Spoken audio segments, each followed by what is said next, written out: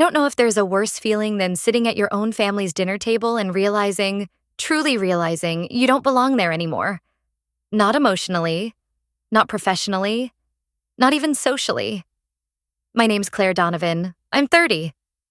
And last weekend, after 7 years away, I drove back to my dad's house in Portsmouth, New Hampshire, to attend my younger stepbrother's wedding. They say you can't go home again. I didn't believe it. Until I stood in that damn entryway. The carpet was still the same faded beige. The smell of pine sol mixed with vanilla candles hit me like a memory I never asked for.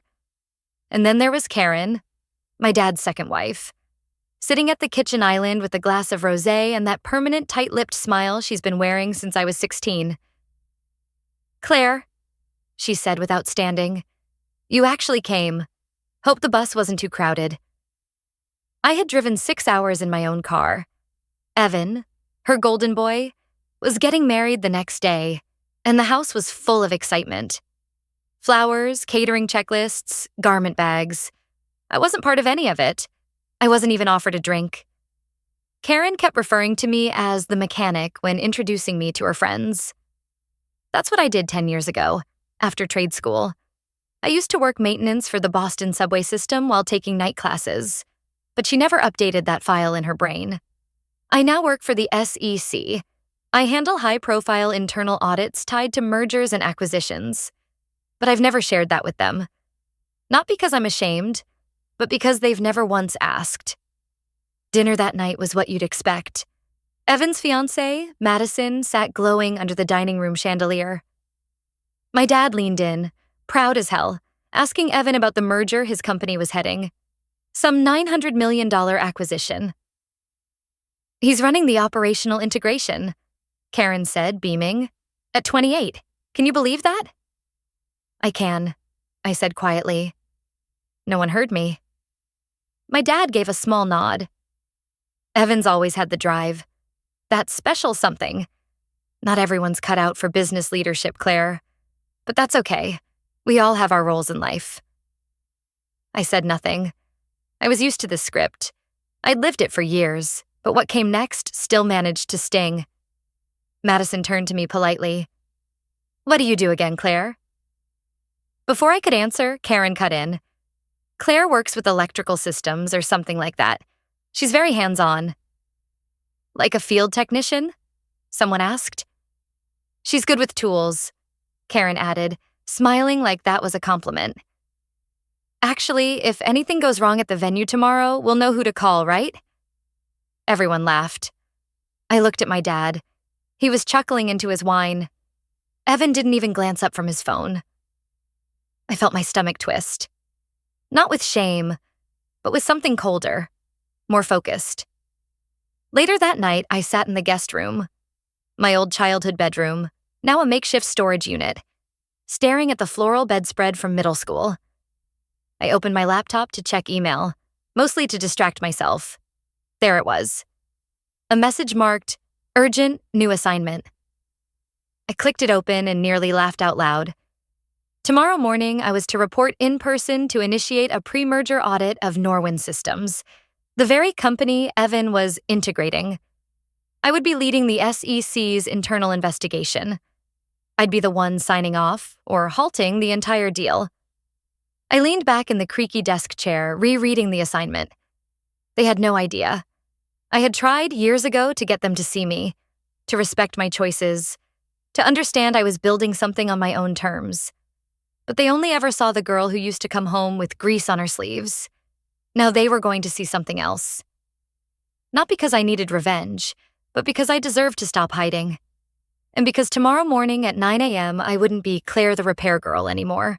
I'd be Claire Donovan, SEC senior investigator, and Evan's entire career was about to land on my desk. I barely slept that night. It wasn't nerves. It was something else. Some combination of adrenaline and old wounds cracking open like ice under weight. I lay awake staring at the ceiling of my childhood room. The glow-in-the-dark stars still stuck up there like time had refused to pass here. Down the hall, I could hear them. Karen's voice floating through the thin walls. My dad's low chuckle. Evan bragging about the honeymoon. No one knocked to say goodnight. No one ever did. By 6:30 a.m., I was up. I ironed my navy suit to perfection, tied my hair back, slipped on the badge clipped to my briefcase. U.S. Securities and Exchange Commission Senior Investigator. The drive to Norwin Systems was quiet. Gray skies, cold light. I pulled into the visitor lot and sat in my car for a moment, just breathing. The company logo was etched in steel across the glass front of the building like it belonged on a Bond villain's lair. Inside, the receptionist looked up, startled.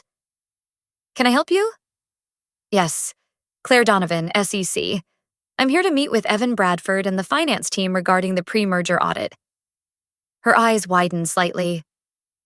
"Oh, yes, of course. One moment, please." 15 minutes later, I was being led through a series of glass-walled hallways, past cubicles where people whispered as I passed. You'd think they'd never seen a Fed before. And then, there he was. Evan. Standing outside the conference room, laughing with a group of guys in blazers who probably all played golf and went to the same business school. He turned, and the smile dropped clean off his face. "Claire?" "Morning," I said, cool as marble. "We're scheduled for 9 a.m., right?" He blinked. "You're the auditor?" "I'm the lead on the Federal Review, yes." I stepped past him and into the room like it was mine. Because it was. I could feel him trailing behind me, his posture stiff. The other executives filtered in slowly, looking from him to me, trying to make sense of what was happening. When Karen walked in, it almost made me laugh. She was in a deep green suit, holding a leather-bound portfolio, her heels loud on the tile floor. She froze when she saw me. "Oh," she said. That was it. Just oh. "Good morning, Karen," I said without smiling. She nodded, then sat, across from me. There was a short silence as everyone got settled. I opened my laptop and began. This meeting is to initiate the SEC's compliance review regarding Norwin's acquisition of Axiontech. As you all know, any merger of this scale requires thorough scrutiny of financial records, liabilities, and executive disclosures. I watched Evan's face slowly harden. He hated being in a room where he wasn't automatically the smartest person. I went on, outlining the parameters of the audit. I could feel the tension sharpening with every word. Then I asked to see the Q2 discretionary spending reports. There was a pause. Everyone glanced at Karen. "I manage access to those files," she said carefully. I nodded. "I'll need full access today." She hesitated, just a flicker, but it was there. "Of course." We moved through line items, contracts, vendor payments. I flagged 3 questionable accounts. Each one had Evan's name buried deep in the approval chain. Nothing criminal, yet. But sloppy. Very sloppy. After 2 hours, I called a short break. The room cleared. Evan stayed. He closed the door and turned to me. "Are you doing this to humiliate me?" I looked up slowly. "Number, I'm doing my job. What you feel about it is your business. You should have told me." I actually laughed. "Told you what?" "That I've spent the last decade building a career you all thought I wasn't smart enough for? That I earned every bit of this without a single ounce of help from this family?" He looked stunned, like it never occurred to him that the story they'd built around me might be wrong. "I didn't mean to." "You didn't have to mean it. You lived it. You sat there and let Karen call me the handyman at your own rehearsal dinner." He rubbed his jaw, visibly uncomfortable. "Claire," he said finally, "if this merger doesn't go through, it'll tank my career." I stared at him. "Then you'd better make sure your numbers add up, because I'm not here as your sister, Evan. I'm here as the woman who signs off on whether your deal survives federal review." I left the room before he could reply. As I walked down the hallway, someone I didn't know, one of the finance guys maybe, caught up to me. "You're his sister?" he asked, half grinning. I nodded. He whistled low. "Damn. He's been acting like he runs the whole show. Guess we all got a reality check today." I gave him a tight smile and kept walking. In that moment, I felt no rage, no vengeance. Just something better. Something cleaner. Clarity. The kind I'd been building, quietly, for years. You'd think watching Evan squirm in that conference room would have felt like justice. It didn't. It felt like walking barefoot across glass I didn't break. Every question I asked was sharp because it had to be, not because I wanted to draw blood. But that didn't stop the bleeding. We resumed the audit after the break.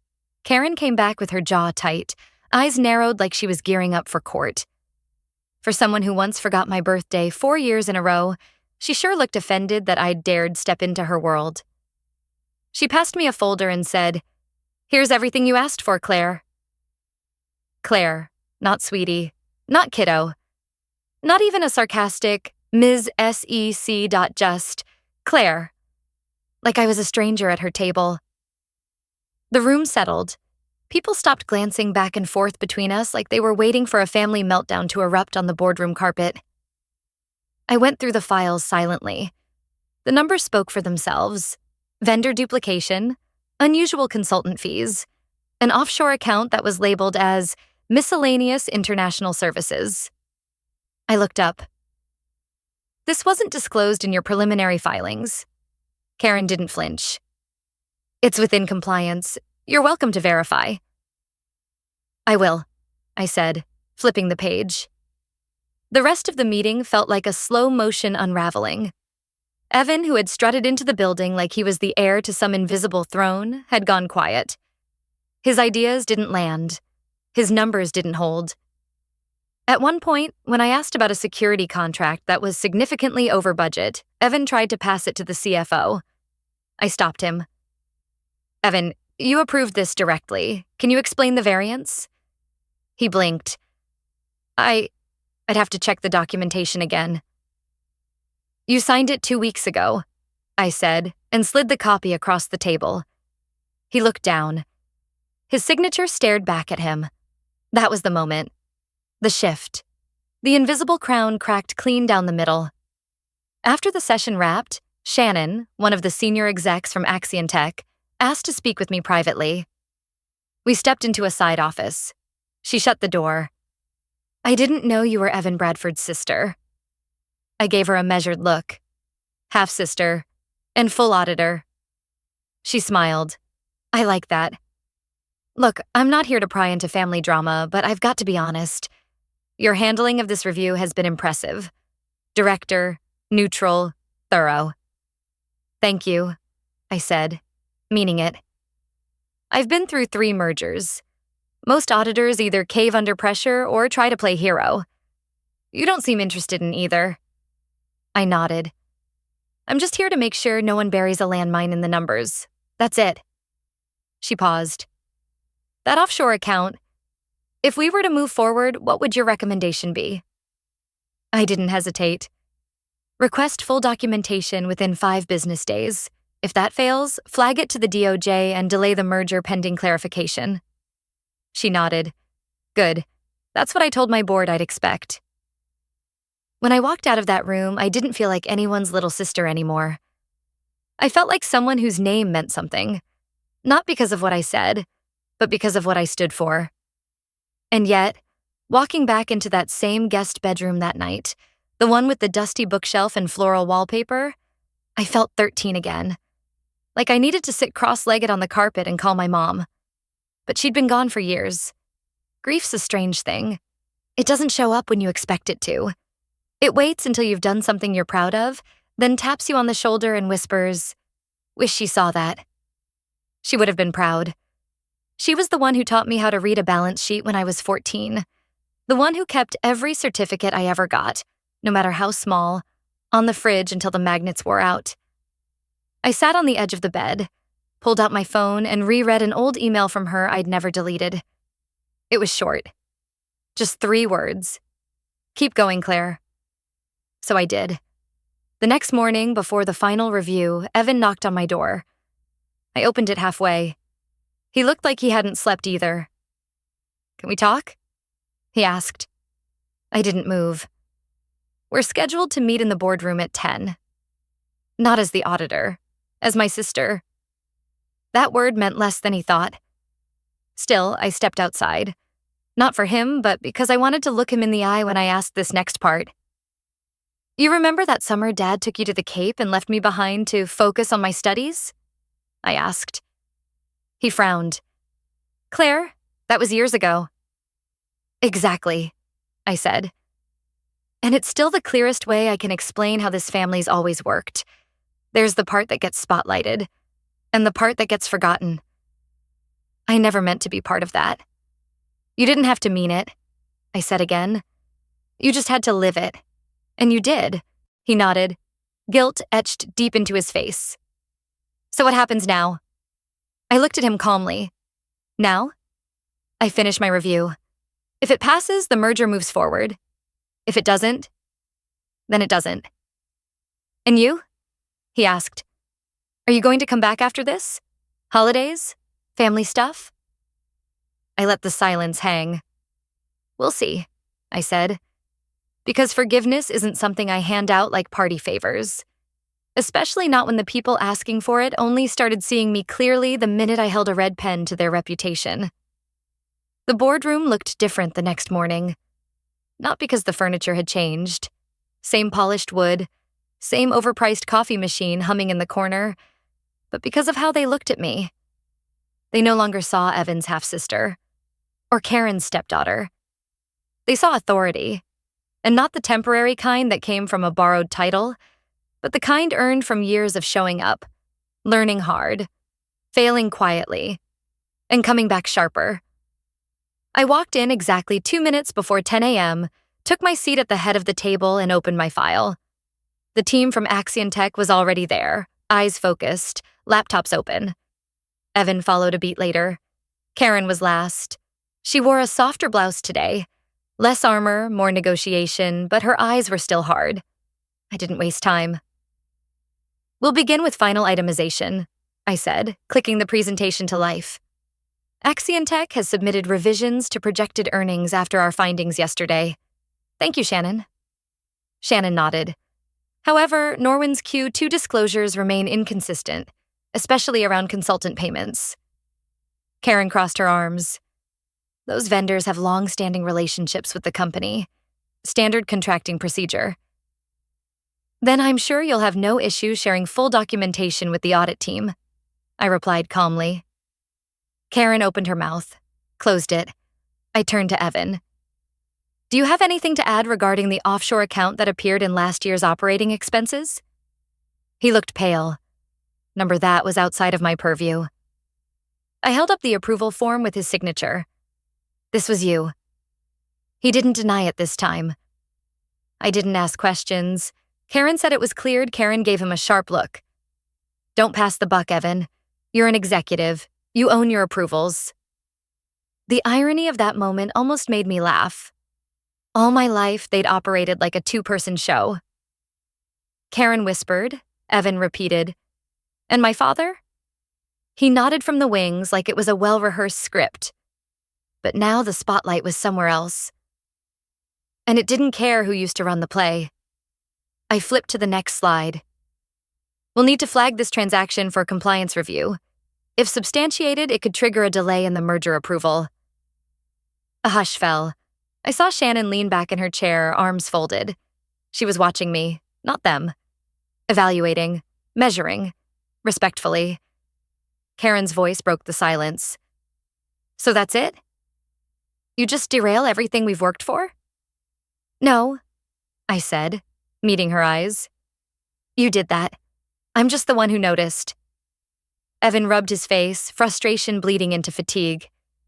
You don't get it, Claire. If this merger falls through, we lose more than just business. I lose my shot at moving out from under Dad's shadow. I lose the one thing I was supposed to be good at. I felt that. I did. But the truth was, he never realized that I'd been building something too. Quietly, outside their spotlight. Something stronger, something real. You want to be seen for your own merit? I said. So did I. But I didn't get to fail upward while everyone protected my ego. I had to build credibility the long way. Karen stood abruptly. We should take a break. I stood too. We're almost done. I closed the laptop and let the weight of the room settle for one long second. I'll submit my full report by end of day. If the inconsistencies are cleared, the merger proceeds. If not, it pauses pending investigation. No one argued. No one even blinked. They understood now. I wasn't asking for respect. I had claimed it.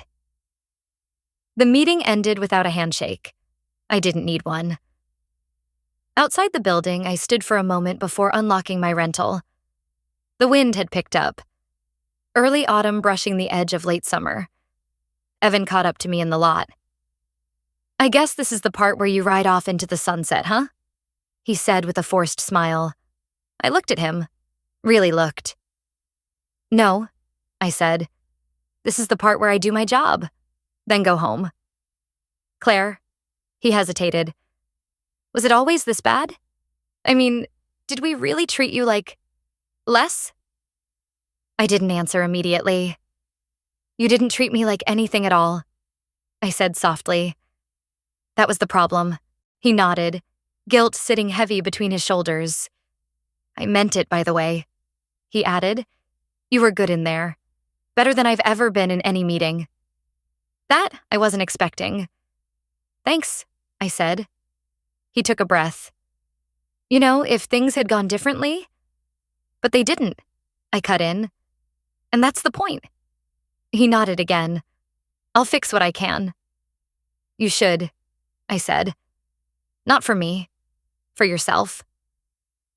As I got into the car and started the engine, I didn't feel triumphant. I felt clear. For the first time in a long time, I wasn't trying to earn a seat at anyone's table. I'd brought my own. 2 weeks after I filed my report, the DOJ flagged the consultant payments and the offshore account for further review. The merger was officially frozen. It didn't make national news or anything. These things rarely do.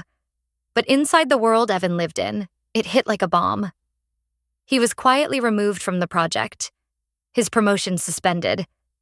Karen's consulting agreement with Norwin was reevaluated, which in corporate speak meant she was cut loose to avoid blowback. I didn't rejoice. But I won't lie. Watching a system that once propped them up finally hold them accountable? That hit different.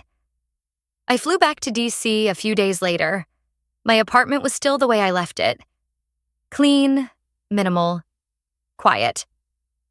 I dropped my keys on the counter and exhaled, letting the silence wrap around me like something earned. There was a manila envelope in my mailbox from Norwin's legal team. Inside, a formal acknowledgement of the audit's findings, including a footnote naming me directly for my critical role in ensuring transparency and regulatory compliance. Funny, a decade ago, I couldn't even get my family to read a college paper I was proud of. Now my name was in legal documents tied to a near billion-dollar freeze. One evening, about a month later, I got a call. It was Dad. I almost let it go to voicemail. But some part of me, maybe the same part that still remembered the time he taught me to parallel park, picked up. "Claire," he said, voice thin. "I heard about the audit, and I just wanted to say, I didn't know you'd grown into someone who could..." I cut him off, not with anger, just with clarity. "I've always been this person, Dad. You just never looked close enough." There was a pause, a real one. "You're right," he said. "We failed you, I failed you." I didn't say anything. There wasn't anything left to fix. He went on, "If there's ever a time you'd let me see what you do or just be part of your life again, I'd like to try." That was the first time in my entire adult life he'd asked me to lead the conversation. I told him I'd think about it. And I meant it. But I also knew I'd be okay if we never spoke again. Because I wasn't carrying the weight of being unchosen anymore. A few weeks after that, I had dinner with Shannon, the Axion Tech executive. She offered me a role, head of ethics and risk strategy, overseeing audits like the one I'd just completed, with a team of my own. I said yes. Not because I wanted power, but because I wanted the space to build something that didn't require me to be invisible in order to be useful. And now, here's the part no one tells you about closure. It doesn't arrive like a door slamming shut. It's quieter. like the moment you realize you don't need the apology to move forward. But when the apology comes anyway, it's like walking out of the storm and realizing the rain never touched you the way it soaked them. Evan emailed me not long after. It wasn't dramatic. Just, "I'm sorry for the way we made you feel. You were never less. I just didn't want to admit you were more." That last part? That was the closest thing to justice I'd ever get from him. And somehow it was enough. Being underestimated hurts less than bending yourself into someone else's version of who you're supposed to be. Sometimes the best kind of revenge isn't loud. It's just undeniable. Thanks for sticking with me through this story. If you've ever had to earn your respect the hard way, especially from people who were supposed to give it freely, drop your story in the comments. I'd love to hear it. And if you want to hear more stories like mine of clarity, comeback, and quiet power, go ahead and subscribe. We're not alone, even when it feels like it.